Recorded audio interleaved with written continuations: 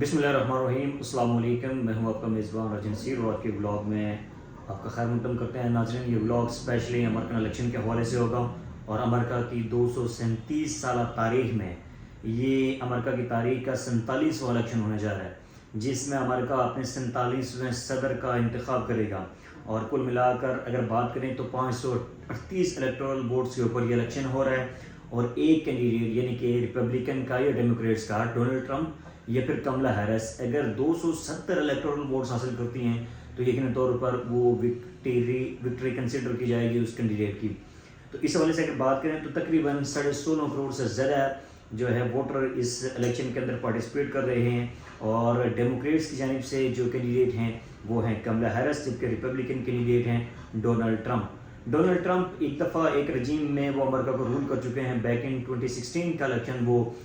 جیتے تھے، اور اس کے بعد سے 4 سال کے لیے وہ امریکہ کے صدر منتخب ہوئے تھے، اور انہوں نے 4 سال کے دور کے اندر جس طریقے سے اکراس دا گلوب انہوں نے امریکہ کی جو پالیسی کو مینوپولیٹ کیا تھا، یقینی طور پر وہ آپ سے مخفی نہیں ہوگا۔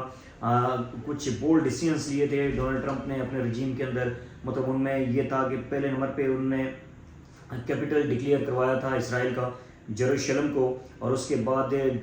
ڈونلڈ ٹرمپ نے گولان ہائٹس کے اوپر ٹرمپ ہائٹس کا بن جانا یہ ڈونلڈ ٹرمپ کے دور کے اندر ہوا تھا۔ پھر اگر کچھ بولڈ ڈیسیژن کی بات کریں تو افغانستان کے اندر سے جو امریکن فوجیوں کا انخلا تھا وہ بھی ڈونلڈ ٹرمپ کے دور کے اندر ہوا تھا، اور یقینی طور پر ڈونلڈ ٹرمپ کی ایک پالیسی رہی ہے کہ وہ ہمیشہ یہ کوشش کرتے ہیں کہ کسی طریقے سے سافٹ کارنر کے تھرو ڈپلومیسی یا پھر ڈپلومیٹک ٹائز کے تھرو معاملات کو نیگوسیشن کے تھرو سارٹ آؤٹ کیا جائے، اور یقینی طور پر ٹرمپ اسی نیریٹو کے ساتھ ایک بار پھر سے میدان کے اندر آئے ہوئے ہیں۔ اور ٹرمپ نے اس دفعہ جو نیریٹو اپنایا ہوا ہے وہ یہ ہے کہ اس دفعہ ٹریڈ اور امیگریشن کے اوپر زیادہ ان کا فوکس ہے۔ یعنی ڈونلڈ ٹرمپ نے پوری اکراس دی انٹائر کمپین کی اب بات کریں تو اس کیمپین کے اندر ڈونلڈ ٹرمپ نے 2 ہی چیزوں کے اوپر زیادہ فوکس کیا ہے، ایک تو ٹریڈ کے اوپر فوکس کیا ہے اور دوسرا امیگریشن کے اوپر فوکس کیا ہے کہ جو ایلیگل امیگرینٹس ہیں ان کے لیے جو ہے امریکہ کے دروازے بند کر دیے جائیں گے۔ یعنی کہ ایک بولڈ ڈیسیژن لیا ہے جس کی وجہ سے امریکہ کے اوپر ایک برڈن بن رہا تھا، امریکہ کی اکانومی شرنک ہو رہی تھی، تو اس حوالے سے جو ایلیگل امیگرینٹس تھے ان کے لیے جو ہے وہ سختی کی جائے گی۔ جبکہ ٹریڈ کے حوالے سے تو ظاہر ہے بزنس مین آدمی ہے ڈونلڈ ٹرمپ، تو ٹریڈ کے حوالے سے واضح طور پر ایک نیریٹو رکھتے ہیں کہ کس طریقے سے اکانومی کو بوسٹ کیا جا سکتا ہے۔ وہ کہتے ہیں کہ let's make America great again, تو مطلب یہ ہے کہ ان کے کہنے کا مطلب یہ ہے کہ کس طریقے سے اکانومک سیکٹر کے اندر امریکہ کو دوبارہ سے اسٹرینتھن اور پاورفل کیا جائے، تاکہ پوری دنیا کے اندر امریکہ کا ایک جو رول ہے وہ ویسے بھی تو ہیجمنک رول ہے لیکن اکانومی کے اندر بھی ایک ہیجمنک رول رہے۔ دوسری سائڈ پہ کملا ہیرس نے اپنی الیکشن کمپین کے اوپر جس چیز کے اوپر زیادہ فوکس کیا ہے وہ زیادہ اس بات کے اوپر فوکس کیا ہے کہ چائلڈ سپورٹ اور پھر اولڈ ایج بینیفٹس جو ہیں، مطلب جو لوگ بزرگ ہو جاتے ہیں، بوڑھے ہو جاتے ہیں، ان کے لیے واضح طور پر کچھ مراد کا انہوں نے اپنے الیکشن کیمپین کے اندر کچھ سلاٹ رکھا ہے۔ اور پھر انہوں نے کہا ہے کہ کارپوریٹڈ جو سیکٹر ہوگا اس کے اوپر ٹیکسز وغیرہ انہانس کیے جائیں گے جس کی وجہ سے پوری قوم کو خوشحال کیا جائے گا۔ یعنی انکارپوریٹڈ طبقہ وہ ہوگا جس کے اوپر ٹیکسز لاگو کیے جائیں گے، اور اس کے بعد جو عام سٹیزنز ہوں گے یا پھر لوور مڈل کلاس لوگ ہوں گے ان کی زندگی کو آسان کیا جائے گا۔ اور امیگریشن کے حوالے سے انہوں نے کہا ہے کہ وہ خود بھی جو ہے وہ نان امیگرینٹس تھے، ان کے پیرنٹس نان امیگرینٹس تھے، تو اس حوالے سے جو امیگرینٹس ہیں اس کے لیے ان کے لیے پالیسی میں کچھ نرم گوشہ اس نے رکھا ہے کہ جو لوگ امریکہ کے اندر آئیں گے یقینی طور پر امریکہ ان کو پروٹیکٹ کرے گا، سپورٹ کرے گا۔ تو اس حوالے سے بیک ان 2016 کے اندر ڈونلڈ ٹرمپ یہ الیکشن جیت گئے تھے اور 4 سال کے لیے امریکہ کے پریزیڈنٹ بن گئے تھے۔ پھر 2020 کے اندر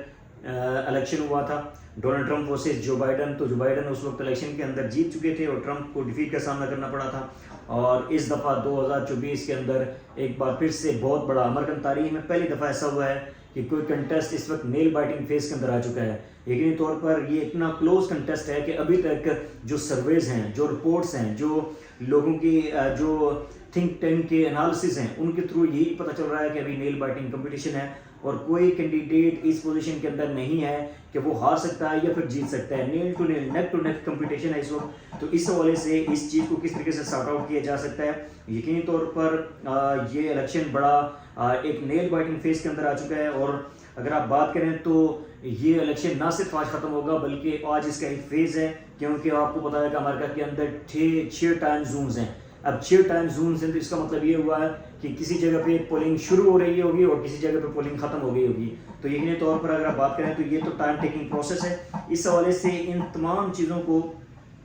دیکھنا ہوگا کہ امریکہ کا نیا پریزیڈنٹ کون بنتا ہے اور نیا پریزیڈنٹ بننے کے بعد کس طریقے سے وہ امریکن پالیسیز کو ساتھ میں لے کے چلے گا. جب امریکن انٹرسٹ اس کے آگے سب سے بڑا جو ہے وہ امریکن انٹرسٹ ہوگا, وہ اپنے انٹرسٹ کو بھی کمپرومائز کر لے گا. یقینی طور پر امریکہ کا جو پریزیڈنٹ ہوگا وہ اپنی پالیسیز کو موڈیفائی کرے گا, فارن پالیسی کو وہ ایمرج کرے گا, وہ فارن پالیسی کو بلڈ کرے گا اور دنیا کے ساتھ اپنے ریلیشنز کی طرف ایک نئی پیش رفت کرے گا. اور کیا پوری دنیا کے اندر جو امریکہ کا الیکشن ہے وہ ایک امپورٹنٹ اہمیت حاصل کر چکا ہے, کیونکہ امریکہ کے تھرو دنیا کی سب سے بڑی سپر پاور جو ہے وہ امریکہ ہے. تو جتنے بھی نیشنز ہیں وہ اپنا فارن پالیسی وہ امریکہ کے الیکشن کے تھرو بڑا جو ہے وہ اپنی پالیسیز کو کلٹیویٹ کرتی ہیں کہ کون سی گورنمنٹ وہاں پہ آئے گی اور ہمارے ریلیشنز ہمارے مراسم ان کے ساتھ کس طرح سے ہوں گے. تو یہ بہت ہی عام ہے کسی بھی ملک کے لیے کہ وہ اپنی فارن پالیسی کو جب امریکہ کے بیاف کے اوپر بنا رہا ہوتا ہے تو وہاں کا جو سیٹ اپ ہے, وہاں کا جو رجیم چینج ہے, اس کے اوپر ان کی بڑی فوکس ہوتی ہے. اور پھر بات کریں ابھی جو پولیٹیکل سلوگن کی بات کریں دونوں کینڈیڈیٹس کی, یعنی کہ کملا ہیرس اور پھر ڈونلڈ ٹرمپ کی, تو دونوں نے کہا ہے کہ غزہ ایشو کے حوالے سے انہوں نے کہا ہے کہ یہ ایک ایسا ایشو ہے جس کے اندر جینوسائڈ ہو رہی ہے اور یقینی طور پر اس ایشو کو ختم کرنا چاہیے. اور جب جو ہی کوئی بھی پریزیڈنٹ ہے, فار ایگزامپل ڈونلڈ ٹرمپ نے یہ کہا ہے کہ وہ اگر ان کیس اگر وہ پریزیڈنٹ بنتے ہیں تو اس چیز کو ایریڈیکیٹ کریں گے کہ کس طریقے سے اس جنگ کو روکا جائے, اور جہاں پہ وہاں جس طریقے سے ہیومینیٹیرین لا کی وائلیشن ہوتی ہے ہو رہی ہے اس کو کاؤنٹر کرنے کی کوشش کریں گے. ساتھ ہی کملا ہیرس نے بھی یہ اسٹریٹجی اڈاپٹ کی, انہوں نے کہا ہے کہ جنگ رکوانے کی ہر ممکن کوشش کی جائے گی اور جو بھی بروٹل فیس ہے اس کو ایکسپوز کیا جائے گا. اب امریکہ کے دونوں اگر بات کریں تو دونوں کینڈیڈیٹ نیل بائٹنگ فیس کے اندر نیک ٹو نیک کمپٹیشن ہے. ڈونلڈ ٹرمپ کسی اسٹیٹ میں آگے جا رہے ہیں, کسی اسٹیٹ میں کملا ہیرس آگے جا رہی ہیں. اب دیکھنا یہ ہے کہ سب سے امپورٹنٹ رول کہاں پہ ہوگا. سب سے امپورٹنٹ رول جو ہوگا وہ آپ کی سوئنگ اسٹیٹس کے اوپر ہوگا. وہ سوئنگ اسٹیٹس جن کا پتہ نہیں چلتا, جو آخری ٹائم ڈیسائیڈ کرتی ہیں کہ کون سے کینڈیڈیٹ کو 1% یا 0.5% کا مارجن دے کے اس کو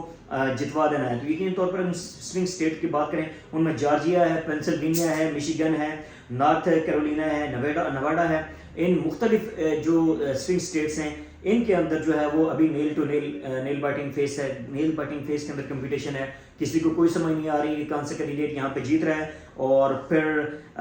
کس حد تک جیت سکتا ہے, اور آنے والے وقت کے اندر کون سا کینڈیڈیٹ جو ہے وہ اس سوئنگ بارڈر کو اپنے حصے میں لینے میں کامیاب ہوگا. اب یقینی طور پر بات کریں کہ 538 جو الیکٹورل ووٹس ہیں, اب یہ 538 جو الیکٹورل ووٹس ہیں یہ بنتے کیسے ہیں. اگر آپ بات کریں تو امریکہ کے جو 2 ہاؤسز ہیں, مطلب 2 ہاؤسز میں ایک تو سینٹ ہو گیا, دوسرا کانگریس ہو گیا. سینٹ کے اندر سے مطلب 50 ریاستیں ہیں تو ہر ریاست کے اندر سے 2 سینیٹر منتخب ہوں گے. یوں امریکہ کے سینٹ کے جو سینیٹر کی تعداد ہوگی وہ 100 ہوگی, 100 ہوگی. اور پھر دوسرا جو کانگریس ہے جن کو ہاؤس آف ریپرزینٹیٹیو بھی کہا جاتا ہے, ان کے اندر جو نمائندگان ہوں گی ان کی جو تعداد ہوگی وہ 435 ہوگی. تو جو 3 بندے ہوں گے, مطلب 3 ممبرز ہوں گے, ٹھیک ہے, الیکٹورل کالج کے, وہ ہوں گے واشنگٹن ڈی سی سے. تو کل ملا کر 538 ہوں گے. اب 538 میں سے کوئی کینڈیڈیٹ 270 لے لیتا ہے تو یقینی طور پر ہی will be a next president of the United state. تو اس حوالے سے یہ بہت عام ہے کہ کون سے کینڈیڈیٹ جو ہے وہ میدان مارنے کو تیار ہیں. یقینی طور پر نیل بائٹنگ کمپٹیشن ہے اور کہیں نہ کہیں اس پالیسیز کو, کیونکہ پاکستان کے اندر آج بہت بڑی ڈیولپمنٹ ہو رہی ہیں, پاکستان کے ڈومیسٹک ایشوز بہت سارے ہیں, ان کو بھی ایلوبریٹ کیا جا سکتا تھا, لیکن امریکہ کا الیکشن پوری دنیا کے اندر ایک اپنی ہی منوپلی رکھتا ہے. یقینی طور پر امریکہ کا الیکشن پوری دنیا کے لیے ایک ایسا فیز ہوتا ہے کہ جس کی وجہ سے تمام کی تمام کنٹریز اپنی فارن پالیسی کو ایمرج کرتی ہیں, اپنی فارن پالیسی کو ڈائیورٹ کرتی ہیں. فار ایگزامپل ٹرمپ آتا ہے تو پاکستان کی پالیسی کیا ہوگی. فار ایگزامپل کملا ہیرس آتی ہے تو پاکستان کی پالیسی کس طریقے سے موڈیفائی ہوگی. یقینی طور پر یہ عام ہوگا, لیکن پاکستان اس وقت پاکستان فارن پالیسی کے حوالے سے اگر بات کریں تو پاکستان اگر